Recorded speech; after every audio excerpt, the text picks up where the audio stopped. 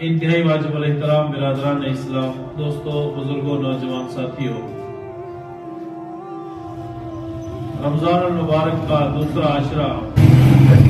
اپنے آب و تاب کے ساتھ، اپنی رونقوں کے ساتھ، اپنی برکتوں اور وسعتوں کے ساتھ اللہ تبارک و تعالیٰ کے فضل و کرم سے ہمیں اپنی زندگی میں ایک بار پھر میسر ہو چکا ہے۔ خوش نصیب اور خوش بخت انسان ان مبارک گھڑیوں سے، ان شب و روز سے، ان رات اور دن سے خوب مستفید بھی ہو رہے ہوں گے، اور اللہ کی رحمتوں سے اپنے قلوب کو، اپنے اذہان کو، اپنے اجسام کو بھی معطر کر رہے ہوں گے۔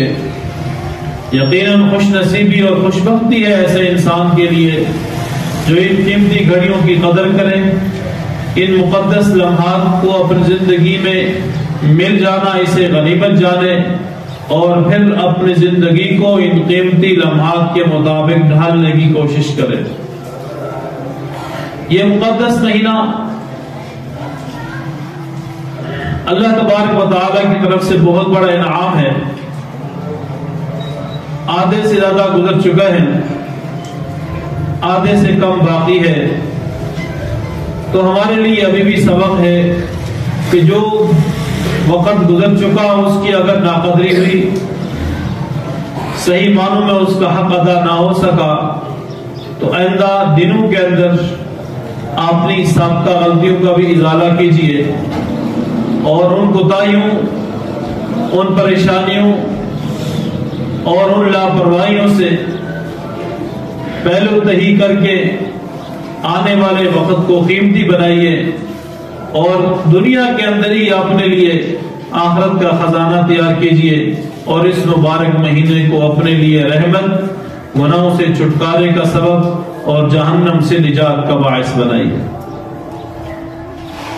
اس مبارک مہینے میں اسلام کے بڑے تاریخی واقعات اس مبارک مہینے سے منسلک ہیں، اس سے جڑے ہوئے ہیں۔ آج کی مختصر نشست میں کوشش ہوگی ان واقعات کو چیدہ چیدہ الفاظ میں آپ کے سامنے بیان کیا جائے۔ اسلام کا اور کفر کا سب سے پہلا معرکہ، اسلام اور کفر کے درمیان سب سے پہلا معرکہ اسی مقدس مہینے رمضان المبارک میں وقوع پذیر ہوا، جسے جنگ بدر یا غزوہ بدر کے نام سے موسوم کیا جاتا ہے۔ اور اللہ تبارک و تعالی نے اسلام کو کن نعمتوں اور رحمتوں سے اس مبارک مہینے میں مستفید کیا، اللہ تبارک و تعالی نے مسلمانوں کو کتنا سربلند فرمایا اس مبارک مہینے اور اس غزوے کی اور جنگ کی بدولت۔ 13 سالہ مکی دور کے اندر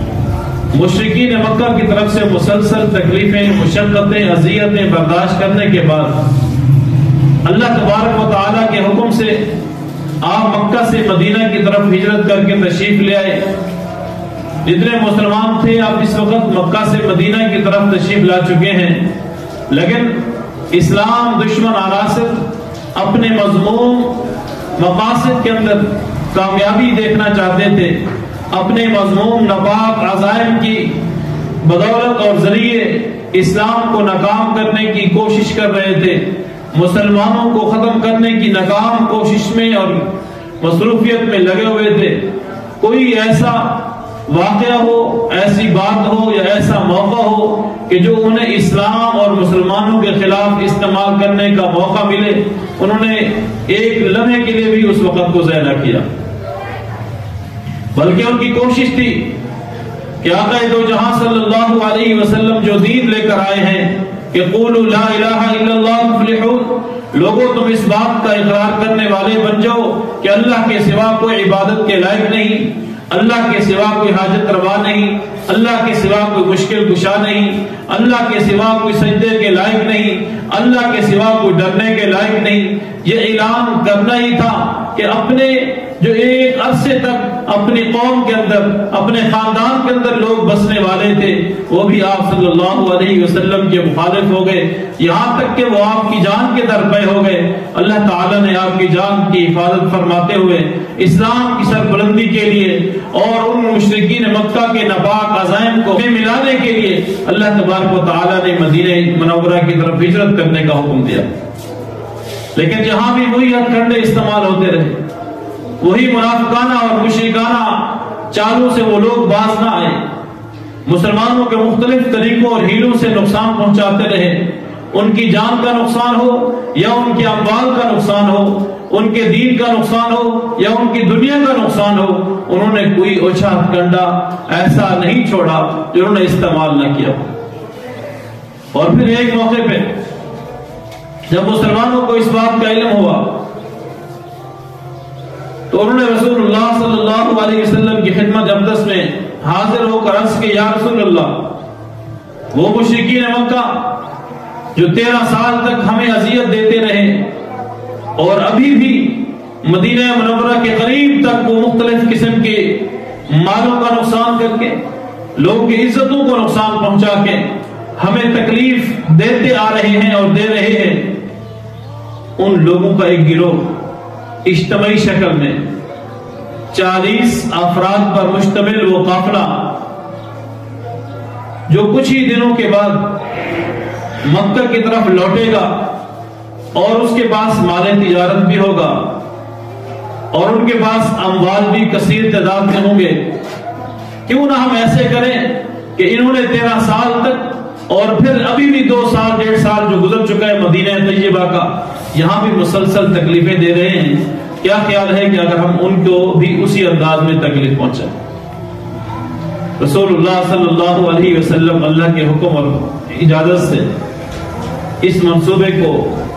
عملی جامہ پہنانے میں مصروف ہو گئے. صحابہ کرام کو بلایا اور چلنے کو کہا اور فرمایا کہ جو جہاں بھی ہے چل پڑے, اپنی سواریوں کی پرواہ نہ کرے, جو وسائل مختصر ہی صحیح جو دستیاب ہیں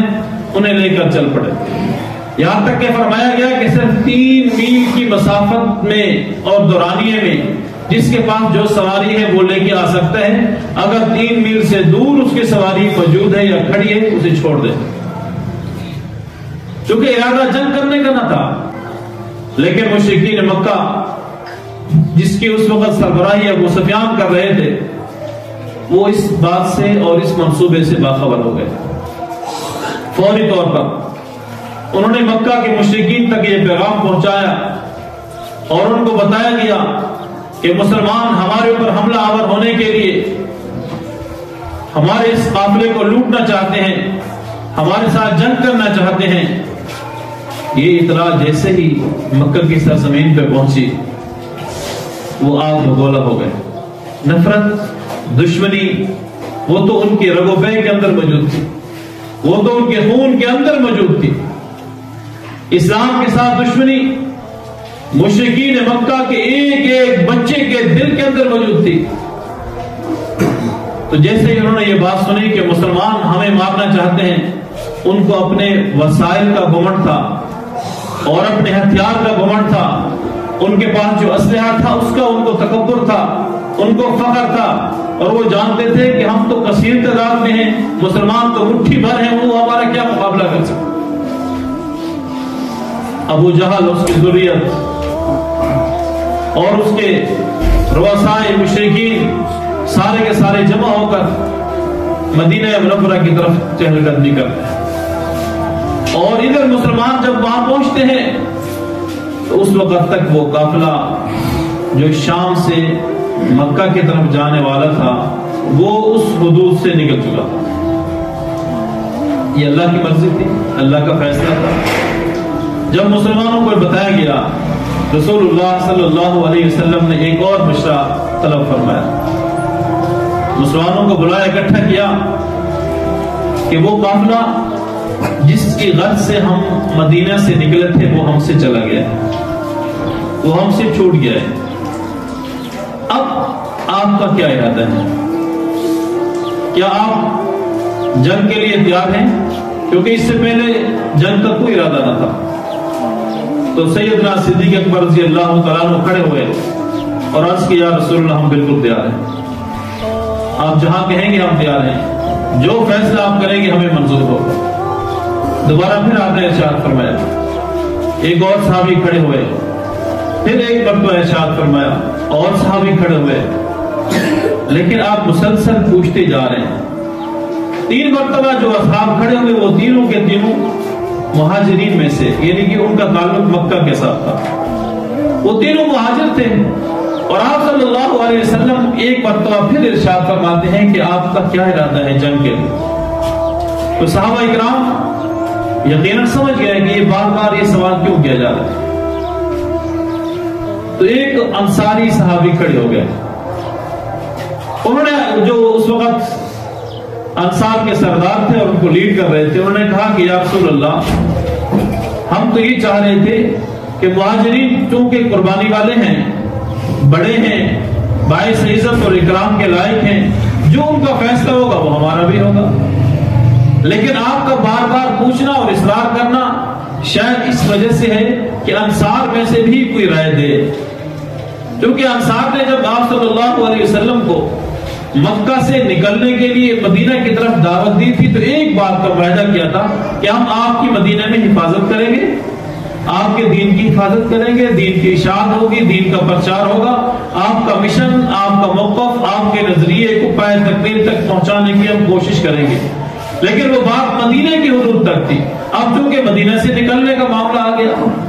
تو آپ صلی اللہ علیہ وسلم انصار کی رائے لینا چاہ رہے تھے۔ تو انصار نے، ان کے جو بڑے سردار تھے وہ کھڑے ہو گئے، انہوں نے کہا یا رسول اللہ آپ فیصلہ کیجئے، آپ فیصلہ کیجئے۔ بڑے جوش و جذبے کے اندر انہوں نے کچھ جملے ارشاد فرمائے جو تاریخ کے اندر بھی اور احادیث کے الفاظ کے اندر بھی نقش ہو چکے ہیں۔ حضرت سعد بن معاذ رضی اللہ تعالیٰ عنہ فرماتے ہیں کہ یا رسول اللہ، آپ کو اللہ کی طرف سے جو حکم ہوا وہ فیصلہ کیجئے، ہمیں موسیٰ کے ماننے والوں میں شمار نہ کیجئے کہ جب حضرت موسیٰ علیہ السلام کو اللہ نے بنی اسرائیل کے خلاف لڑنے کا حکم دیا تو حضرت موسیٰ علیہ السلام نے اپنے حواریوں سے پوچھا کہ مجھے اللہ نے مشرکین کے ساتھ، اس وقت کے جو مشرک تھے، کافروں کے ساتھ جہاد کرنے کا حکم دیا، آپ کی کیا رائے ہے؟ تو ان کے ماننے والوں نے جو جملہ کہا وہ اللہ تعالیٰ نے قرآن کے اندر بیان فرما دیا۔ انہوں نے کیا کہا؟ فَاذْهَبْ أَنْتَ وَرَبُّكَ فَقَاتِلَا إِنَّ هَاهُنَا قَاعِدُونَ۔ فَاذْهَبْ أَنْتَ، اے موسیٰ آپ چلے جاؤ، وَرَبُّكَ، اور آپ کا رب بھی چلا جائے، فَاذْهَبْ أَنْتَ وَرَبُّكَ، لیکن ہم کیا کریں گے؟ فَإِنَّ هَاهُنَا قَاعِدُونَ، ہم آپ کے ساتھ جانے والے نہیں ہیں، ہم مرنے اور مارنے والے نہیں ہیں، ہم سکون سے اپنے گھروں میں موجود رہیں گے، جب آپ کافروں کے خلاف لڑنے کے بعد کامیاب ہو جاؤ ہمیں بتا دینا، پھر ہم آ جائیں گے۔ یہ حضرت موسیٰ علیہ السلام کو جواب تھا ان کے حواریوں کی طرف سے، ان کے ماننے والوں کی طرف سے۔ تو حضرت سعد بن معاذ انصاری صحابی نے کہا یا رسول اللہ، ہم وہ جواب دینے والے نہیں ہیں، ہم وہ آپ کو کہنے والے نہیں ہیں، بلکہ ہم آپ کے خلاف، آپ کے ساتھ چلیں گے۔ آپ اگر کہیں کہ سمندر میں چھلانگیں لگا دو، ہم وہاں کود پڑیں گے، آپ کہیں آپ دریا عبور کرو، ہم وہ کراس کر لیں گے، آپ کہیں آپ آگ میں چھلانگ لگا دو، ہم اس سے بھی دریا نہیں کریں گے، آپ کے ایک ایک حکم پہ اپنی جان تک کا نذرانہ پیش کر دیں گے، اور ہم پرواہ بھی نہیں کریں گے کہ ہمارے بیوی بچوں کا کیا بنا، ہمیں اپنے گھر کی پرواہ نہیں ہوگی، ہمیں اپنے اولاد کی پرواہ نہیں ہوگی۔ یا رسول اللہ حکم دیجئے، آپ کا حکم سراب ہو کر وہ اللہ تبارک و تعالیٰ کے حکم سے رسول اللہ صلی اللہ علیہ وسلم چل پڑے۔ بدر کا مقام، آپ میں سے کافی احباب ہوں گے جنہوں نے بدر کے مقام کی زیارت بھی کی ہوگی، اور بدر کے مقام پہ ایک مسجد ہے، مسجد عریش۔ عریش کا معنی بھی آپ سمجھتے ہیں کہ خیمے کو کہتے ہیں۔ تو یہاں پہ رسول اللہ صلی اللہ علیہ وسلم کا خیمہ لگایا گیا، اور یہ جگہ باقی جگہوں سے اونچی ہے۔ آپ نے دیکھا ہوگا وہ جو کنویں ہیں اور جو کھجور کے باغات ہیں وہ نیچے ہیں، اور یہ مسجد عریش آج بھی اوپر ہے، آج بھی اس کی یہ چڑھائی پہ ہے، اور جو کھجوروں کے باغ اور 3 کنویں سامنے نظر آتے ہیں مسجد کے نیچے والی سطح پہ، وہ آج بھی نچلی سطح پہ ہیں۔ تو آپ صلی اللہ علیہ وسلم کا خیمہ لگایا گیا اور جنگ شروع ہو گئی۔ مشرکین مکہ بھی پہنچ گئے 1000 کی تعداد، اور ان کے پاس جو جگہ تھی وہ بھی اچھی ان کو ملی، اور ان کے پاس جو جگہ تھی وہ مناسب نہیں تھی، اور اتفاق کی بات ان کے پاس جگہ تھی وہ ریت والی تھی، اور ان کے پاس جگہ تھی وہ دوسری مٹی تھی جو گرم نہیں ہوتی تھی۔ اب چونکہ موسم بھی رمضان کا تھا اور گرمیوں کا موسم تھا، 17 رمضان المبارک جو کل کا دن ہے، 17 رمضان المبارک کو یہ عظیم مارکہ روزے کی حالت میں پیش آیا، اسلام کا سب سے بڑا اور سب سے پہلا مارکہ۔ اور اللہ تبارک و تعالی نے کیسے کرم فرمایا، سورۃ الانفال کے اندر یہ پورا واقعہ موجود ہے، لیکن میں مختصر عرض کرتا ہوں۔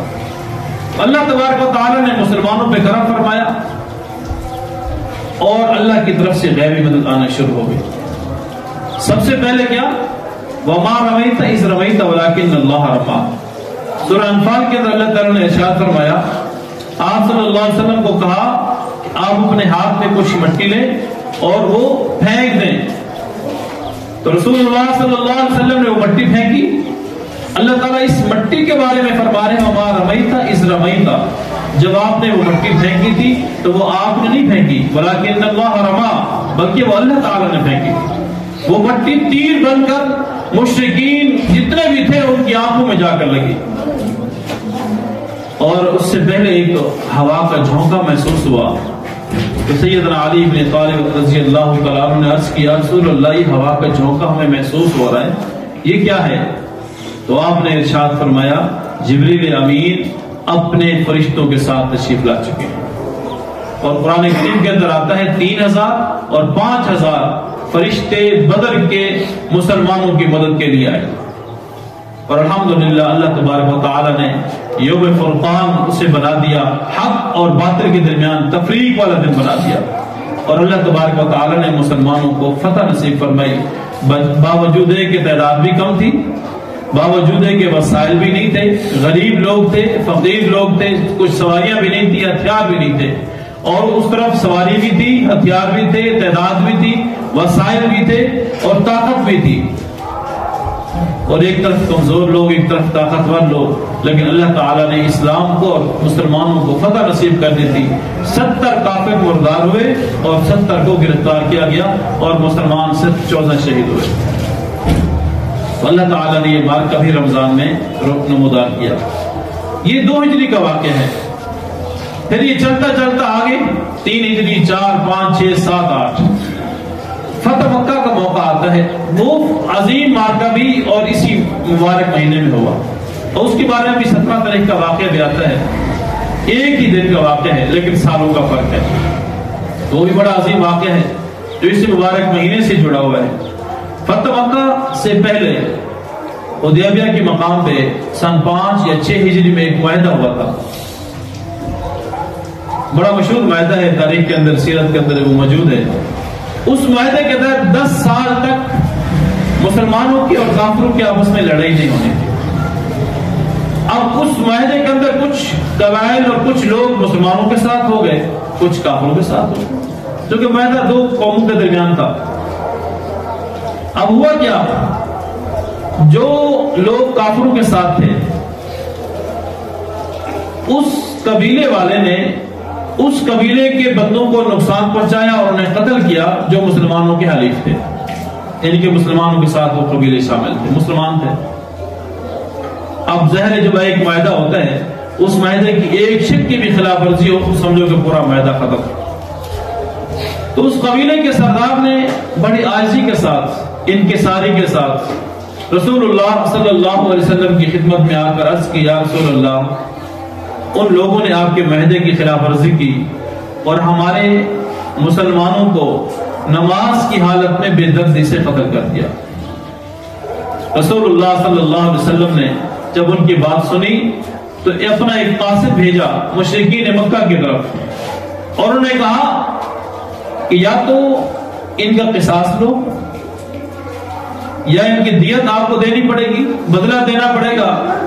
یا تو پھر جو حدیبیہ کے مقام پہ ہم نے صلح کی تھی اس صلح کو ختم کر دیا۔ جب یہ قاصد نے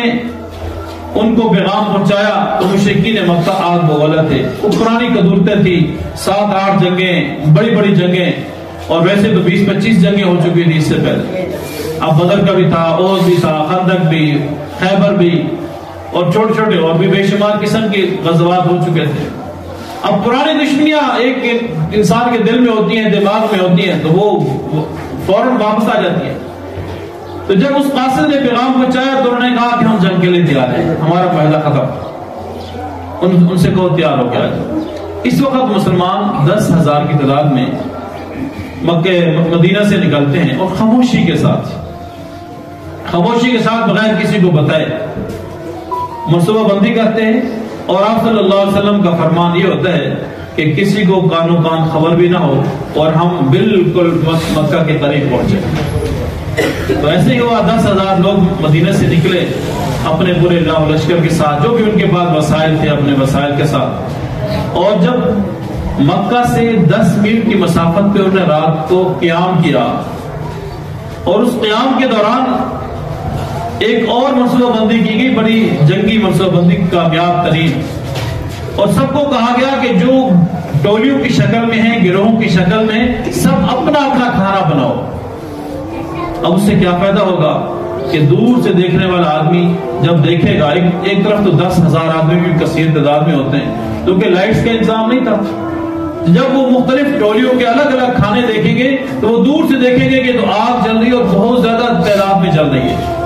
جب اتنی زیادہ آگ جل رہی ہے تو لوگ کتنے ہوں گے، ایک روب ڈالنے کے لیے ان کے اوپر. تو سب اپنے اپنے جو مختلف قسم کی تشکیلیں دی گئی تھی، رسول اللہ صلی اللہ علیہ وسلم کا سے جو دستے بنائے گئے تھے، سب لوگوں نے اپنے اپنے کھانے بنانا شروع کیے. مختلف جماعتوں نے، مختلف ٹولیوں نے، 10 آدمی، 20 آدمی، 50 آدمی، 100 آدمی، جہاں جہاں جو بھی تشکیل تھی. جب ان کے کھانوں کو دیکھا، ان کی آگ کو پکتا ہوا جلتا ہوا دیکھا تو لوگ حیران ہوئے. ابو سفیان جو اس وقت تک مسلمان نہیں ہوا تھا، وہ آیا اس علاقے کا معائنہ کرنے کے لیے. جب وہ وہاں قریب پہنچا تو آپ صلی اللہ علیہ وسلم کے چچا حضرت عباس رضی اللہ تعالیٰ عنہ نے دیکھ لیا اور ان کی آواز بھی پہچان گئے. انہوں نے بلایا ابو سفیان کو کہ تم ادھر کیا کرتا ہے. اس نے کہا کہ میں نے آج تک اتنا لشکر اور اتنی منصوبہ بندی میں نے نہیں دیکھی. حالانکہ وہ خود بہت بڑا کافر تھا. غزوہ بدر کے اندر وہ سربراہی کر چکا تھا، احد کے اندر بھی وہ میدان میں آ چکا تھا، خندق کے اندر بھی آ چکا تھا، یعنی بڑے بڑے مارکوں کا وہ سربراہ تھا، مشرکین کا بڑا تھا،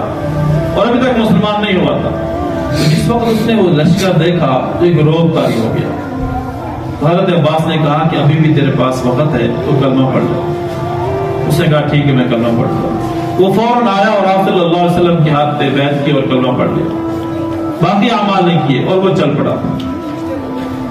تو اس کے بعد جب مشرکین کو یہ بات پہنچی کہ بہت بڑا لشکر ہے اور بہت بڑا پڑاؤ انہوں نے ڈالا ہوا ہے، وہ حیران و پریشان ہو گئے. وہ منصوبہ بندی کرتے کرتے کیا کرتے اس وقت وہ مبہوت ہو گئے، حواس باختہ ہو گئے. تو رسول اللہ صلی اللہ علیہ وسلم اپنی فوج کو لے کر، اپنے مجاہدین کو لے کر جب مکہ کی سرزمین میں پہنچے تو 3 قسم کا اعلان کرتے. سب سے پہلا اعلان کہ جو ابو سفیان کے گھر میں داخل ہو گیا وہ امان میں ہے. اچھا، اس سے پہلے آپ نے ارشاد فرمایا کہ کسی کے مال کو نقصان نہیں پہنچانا، کسی کی عزت کو نقصان نہیں پہنچانا، عورتوں اور بچوں کو نقصان نہیں پہنچانا، اور کوشش کرنی ہے نقصان کم سے کم ہو. ہم نے اعلاء کلمت اللہ کے لیے یہاں آنا ہے، اپنے دشمنی مٹانے کے لیے نہیں. ہمارا مقصد کسی کو مارنا نہیں، ہمارا مقصد کسی کو نیچا دکھانا نہیں، ہمارا مقصد اللہ کے دین کو غالب کرنا ہے. اور اللہ کا بھی یہی فرمان ہے کہ جہاد کا جو بنیادی مقصد ہے اعلاء کلمت اللہ ہے، اللہ کے کلام کو، اللہ کی بات کو، اللہ کی دعوت کو اور اللہ کے دین کو پوری دنیا پہ غلبہ دکھانا ہے. تو انہوں نے کہا کہ اس طرح تکلیف خام خانے پہنچانا، کیونکہ ایسے ہی ہوا. اور آگر جو سب سے پہلا فیصلہ ہوا کہ جو ابو سفیان کے گھر میں داخل ہوگا وہ بھی امان میں ہوگا، اور جو مسجد حرام یعنی خانہ کعبہ کی حدود میں داخل ہو جائے گا وہ بھی امان میں ہوگا، اور جو اپنے گھر کے دروازے بند کر دے گا وہ بھی امان میں ہے. ایسے ہی ہوا. جو لوگ لڑنا نہیں چاہ رہے تھے، بلکہ فتح مکہ ہے ہی اسی جنگ کا نام کہ جس میں ایک قتل بھی نہیں ہوا، اس میں کوئی لڑائی نہیں ہوئی، کسی میں کوئی خون نہیں بہا، لیکن فتح مکہ ہو گیا. 13 سال پہلے مسلمانوں کو جس بے دردی سے 8 سال یا 10 سال پہلے جس بے دردی سے مسلمانوں کو اس سرزمین سے نکالا گیا، آج اللہ تبارک و تعالیٰ کے فضل و کرم سے اسی شاہانہ طریقے سے داخل ہوئے۔ اور ایک صحابی رسول بلند آواز سے اعلان کرنے لگے، کیونکہ ایک سعد بن عبادہ جس کے ہاتھ میں انصار کا جھنڈا تھا، وہ بلند آواز سے نعرہ لگانے لگے، الیوم یوم الملحمہ، آج جنگ کا دن ہے، آج لڑنے اور مارنے کا دن ہے، آج ہم سمیہ کا وہ انتقام بھی ان سے لیں گے جو انہوں نے بے دردی سے شہید کیا، آج ہم بلال حبشی کا انتقام بھی ان سے لیں گے، انہوں نے مکہ کی گلیوں میں اسے گھسیٹا، اس کے اوپر پتھر رکھے گئے، اسے ریت کے اوپر ڈالا گیا، اس کے جسم کی چربی پگھل کر انگارے بھی بجھ جایا کرتے تھے، اس ظلم کا حساب بھی ہم ان سے لیں گے، ہم اس سمیہ کا حساب بھی ان سے لیں گے جن کو چیر کر اسے قتل کر دیا گیا، ہم اس زنیرہ کا حساب بھی ان سے لیں گے جس کی آنکھیں نکال کر اسے بے دردی سے شہید کیا گیا، آج ہم اس حضرت عمار کا بھی حساب لیں گے کہ جس کو مظلومانہ طریقے سے شہید کر دیا گیا، ایک ایک صحابی کا نام حضرت خبیب اور خباب کا بدلہ بھی ہم ان سے لیں گے کہ جس بے دردی سے ان کو مارا گیا، ہم حضرت ابو جندل ابو بصیر کا بھی ان سے بدلہ لیں گے، حضرت سعد ایک ایک کا نام لیتے جا رہے ہیں اور کہتے جا رہے ہیں آج وہ دن ہے ہم ایک ایک کا حساب لیں گے۔ جب یہ الفاظ ابو سفیان نے سنے تھے، جو چند لمحے پہلے ابو سفیان تھا، اب اللہ کے حکم سے انہیں حضرت ابو سفیان رضی اللہ تعالیٰ عنہ کہنا پڑا، یقیناً یہ اللہ کا فیصلہ تھا، اللہ کے دین میں جب وہ شامل ہو گئے تو وہ ہمارے لیے حضرت بھی ہیں، ہمارے لیے قابل احترام بھی ہیں۔ تو حضرت ابو سفیان نے حضور صلی اللہ علیہ وسلم کی خدمت میں آ کر عرض کیا، یا رسول اللہ یہ ساتھ کو دیکھیں کتنے سخت الفاظ استعمال کر رہے ہیں۔ تو اس وقت ایک لیڈر کو کیا کہنا چاہیے؟ آپ کا مکمل اختیار ہے، آپ بلا شرکت غیر اس ملک پہ حاکم بن چکے ہیں، کوئی آپ کو روکنے ٹوکنے والا نہیں۔ اس وقت مکمل اختیار رسول اللہ صلی اللہ علیہ وسلم کے پاس ہے، مدینہ کا بھی مکہ کا بھی، سمجھو کہ پوری عرب سرزمین کا۔ لیکن جب ان کے سامنے یہ بات رکھی گئی ایک عام مسلمان نے، تو آپ نے یہ نہیں کہا ابو سفیان تو ابھی مسلمان ہوا ہے، تیری کیا اوقات ہے اس کی شکایت کرنے کی، تو ابھی یہ لاہ و لشکر دیکھ کے مسلمان ہوا ہے، تو یہ فوجی دیکھ کر مسلمان ہوا ہے، تو ہمارا یہ روب اور دبدبہ دیکھ کر مسلمان ہوا ہے، ساتھ تو پرانا مسلمان ہے، ساتھ تو اس مظلومانہ دور کا مسلمان ہے جس وقت ہمارے پاس نہ مکہ میں رہنے کی جگہ تھی نہ مدینہ میں رہنے کی جگہ تھی۔ حضور نے یہ نہیں کہا، نئے اور پرانے کی بات نہیں کی، جو بھی حضور کی خدمت میں آ گیا وہ نیا ہے، پرانا ہے، وہ قابل احترام ہے۔ اب صاحب کو بھی یہ نہیں کہہ سکتے تھے کہ صاحب یہ الفاظ نہ کرو، آپ غلط کر رہے ہو۔ اب دونوں کو خوش کرنے کے لیے آپ صلی اللہ علیہ وسلم نے حضرت سعد بن عبادہ کو بلایا کہ سعد بیٹا آ جاؤ۔ حضرت سعد حضور کی خدمت میں حاضر ہوئے، آ کر عرض کرنا جی حضور فرمائیے، تو آپ نے فرمایا ایک لفظ کو آگے پیچھے کر لو، آپ کہہ رہے ہو نا الیوم یوم الملحمہ، آپ لام کی جگہ پہ را کو لگا دو اور ہا اور لام کو آگے پیچھے کر لو، اور آپ کہو الیوم یوم المرحمہ، ملحمہ نہ کہو، لام کا استعمال نہ کرو، را کا کرو، تو اس میں کتنی اچھی بات ہوگی۔ ملحمہ کا مطلب جنگ کا دن ہے، لڑائی کا دن ہے، خون ریزی کا دن ہے، اور مرحمہ کا مطلب آج رحم کرنے کا دن ہے، آج معاف کرنے کا دن ہے۔ اور پھر جو جھنڈا ان کے ہاتھ میں تھا وہ جھنڈا ان سے لے کے ان کے بیٹے کو دے دیا۔ اب باپ کا جھنڈا اگر بیٹے کے پاس ہو تو وہ باپ کی حوصلہ شکنی نہیں، بلکہ اس بیٹے کی حوصلہ افزائی کی وجہ سے باپ بھی خوش ہوتا ہے کہ اس آدمی نے، آپ صلی اللہ علیہ وسلم نے یا کسی بھی بڑے آدمی نے میرے بیٹے کی حوصلہ افزائی کی، بہت خوش ہو گئے۔ ابو سفیان بھی خوش ہو گئے، حضرت سعد بن عبادہ بھی خوش ہو گئے۔ اور اس دن آپ نے کیا ارشاد فرمایا؟ خوبصورت جملہ، سب سے پہلے آپ نے حرم پاک کی صفائی کرائی، حرم پاک کا دروازہ کھولا گیا، دروازے کی چابی جس خاندان کے پاس آج ہے اس وقت بھی اسی خاندان کے پاس تھی۔ اس کو بلایا گیا، عثمان غالباً اس کا نام تھا، اس کو بلایا گیا، اس کو کہا کہ چابی دے دو۔ یہی وہ شخص تھا جس کو آپ صلی اللہ علیہ وسلم نے کچھ سال پہلے جب اس سے چابی مانگی تو اس نے دینے سے انکار کر دیا۔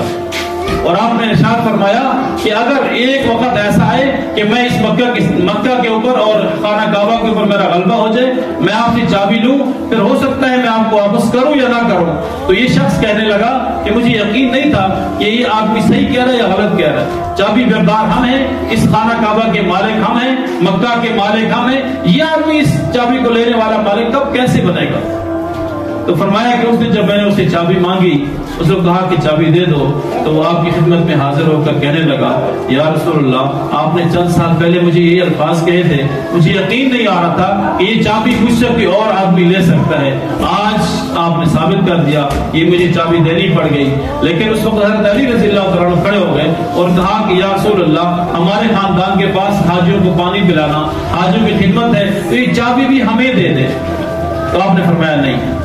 چابی میں اسی کو دوں گا، اسی کے پاس ساری زندگی قیامت تک اسی خاندان میں رہے گی۔ اور آپ نے چابی اس کے سپرد کر دی اور کہا کہ قیامت تک صرف ظالم لوگ آپ سے یہ چابی چھین سکتے ہیں، ورنہ خانہ کعبہ کی چابی آپ کے پاس رہے گی۔ آپ نے اس کو چابی حوالے کر دی، خانہ کعبہ کا دروازہ کھول دیا گیا، اندر 360 بت لکھا گیا ہے کہ اس میں پڑے ہوئے تھے، ایک ایک بت کو گراتے جا رہے اور اللہ کا نام اور اللہ کا کلمہ بھی آپ صلی اللہ علیہ وسلم پڑھتے جا رہے، اور گرانے کے بعد عبادت کرتے ہیں، نماز پڑھتے ہیں۔ نماز کے بعد جب مشرکین مکہ سارے کے سارے جمع ہو جاتے ہیں، وہ حیران اور پریشان کہ 10,000 کا لشکر مدینہ سے مکہ میں آ گیا، اور جو مکہ کے مسلمان تھے وہ بھی ساتھ شامل ہو گئے۔ مسلمانوں کو دیکھ کر، مسلمانوں کی جماعت کو دیکھ کر، عبادت کو دیکھ کر مشرکین پریشان ہو گئے۔ لیکن آپ صلی اللہ علیہ وسلم نے اس موقع پہ جو جملہ ارشاد فرمایا وہ بھی لکھنے کے قابل ہے۔ آپ نے مشرکین سے مخاطب ہو کر کہا کہ لوگوں سنو، آج ہم آپ کو تکلیف دینے کے لیے نہیں، آج تمہیں مارنے کے لیے نہیں، آج ہم جنگ کرنے کے لیے نہیں، آج میں آپ سے وہی جملہ کہوں گا جو حضرت یوسف نے اپنے بھائیوں کے ظلم کو برداشت کر کے، حضرت یوسف نے اپنے بھائیوں کی ناچاکی کو برداشت کر کے، بے دردی کو برداشت کرنے کے باوجود بھی جب انہیں اختیار دیا گیا تو ایک جملہ حضرت یوسف نے کہا جو قرآن کے اندر موجود ہے، لا تثریب علیکم اليوم، لا تثریب علیکم اليوم یغفر اللہ لنا ولکم۔ یہ حضرت یوسف کے الفاظ ہیں، اور آپ صلی اللہ علیہ وسلم نے فرمایا لا تثریب علیکم اليوم اذهبوا فانتم الطلقاء، لوگوں آج میں تمہیں معاف کرتا ہوں، آج تم انتم الطلقاء، تم سارے کے سارے آزاد ہو، آج تمہیں کوئی تکلیف دینے نہیں آیا۔ یہ کس آدمی کے الفاظ ہیں جو نبی الملاحم ہے، جو اس وقت مکہ اور مدینہ کا بلا اختیار ایک حاکم وقت بن چکا ہے، لیکن اپنے اختیار کو استعمال نہیں کیا۔ اس وقت بھی عاجزی اور انکساری کا عالم ہے۔ اب بدر کا معاملہ ہو یا فتح مکہ ہو، دونوں کا تعلق اس مبارک مہینے کے ساتھ، اور دونوں کے بارے میں آتا ہے یہ 17 رمضان المبارک کو جمعے کے دن وقوع پذیر ہوئے۔ تو یہ مبارک مہینہ ہمیں ان بزرگوں کی اور ان واقعات کی یاد دہانی بھی کراتا ہے، اور اسی مبارک مہینے کے اندر